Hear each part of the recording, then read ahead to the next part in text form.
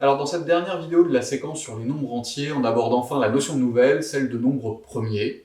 Les nombres premiers, vous les avez croisés en jouant au Juniper Green, c'était ces nombres particuliers qui permettaient de gagner rapidement.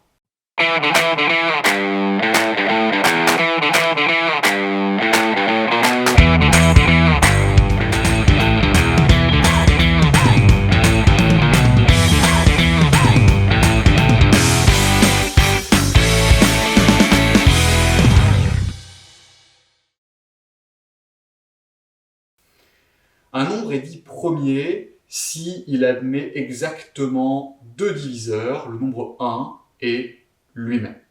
Par exemple, le plus petit nombre premier, c'est 2, parce que 2, il a exactement deux diviseurs, 1 et 2 lui-même.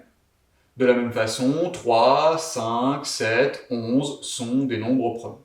Par contre, 15 n'est pas un nombre premier. Parce que 15 a comme diviseur 1 et lui-même 15, mais il a aussi comme diviseur 3 et 5.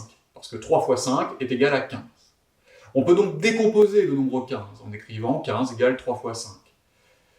Si on peut le décomposer, on dit que c'est un nombre composé, donc ce n'est pas un nombre premier.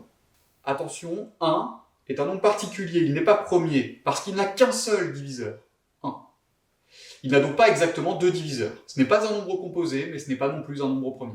2 est le plus petit nombre premier, mais c'est aussi le seul qui soit pair. En effet, tous les autres nombres pairs, 4, 6, 8, vont avoir comme diviseur 1 et eux-mêmes, mais ils auront aussi 2 comme diviseur, puisque ce sont nos nombres pairs, ils sont dans la table de 2, ils auront aussi le nombre 2 comme diviseur. Donc ils ne peuvent pas être premiers, ils ont plus que 2 diviseurs.